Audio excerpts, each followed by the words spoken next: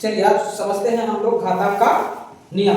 घातांक के मुख्यतः कितने नियम है? 4 नियम होते हैं, ठीक है ना। आज 2 नियम पढ़ते हैं, जब आधार अलग अलग हो और जब आधार एक जैसा। घातांक क्या होता है? घातांक संख्या क्या होती है एक बार देख लेते हैं। घातांक संख्या, घातांक संख्या कुछ इस तरह से लिखी रहती है, जैसे a है और a के घात में कुछ संख्या लिखी रहती है। तो ये जो नीचे लिखी रहती है इसको क्या कहते हैं? इसको आधार कहते हैं।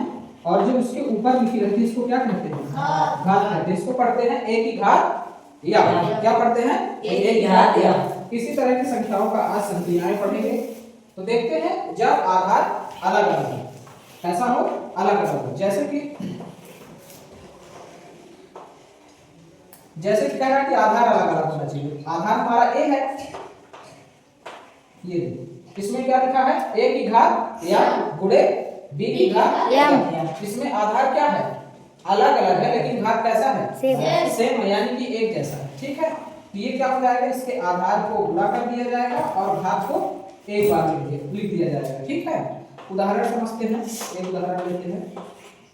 जैसे 2 की घात 3 है गुणे 3 की घात 4 है। इसमें क्या देखने के लिए मिल रहा है? 2 की घात 3 है और 3 की घात 3 है। इसमें यही नियम लग रहा है कि नहीं लग रहा है कि इसमें आधार क्या है? आधार अलग अलग है और घात एक है। तो क्या होगा? 2 का गुणा 3 से हो जाएगा और एक बार घात लिख दिया जाएगा। तो 2 क्या है? 6 की घात 3 हो गया। अब इसको हम आगे भी कर सकते हैं, 6 गुणे 6 गुणे 6 है ना। दूसरा क्या कहता है? जब आधार क्या हो? एक जैसा हो। एक की घात आधार एक जैसा होना चाहिए।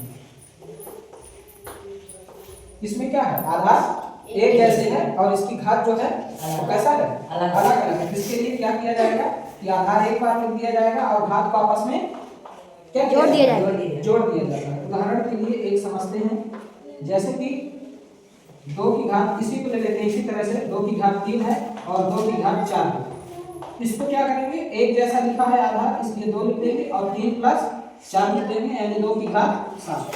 ये आंसर है, ठीक है।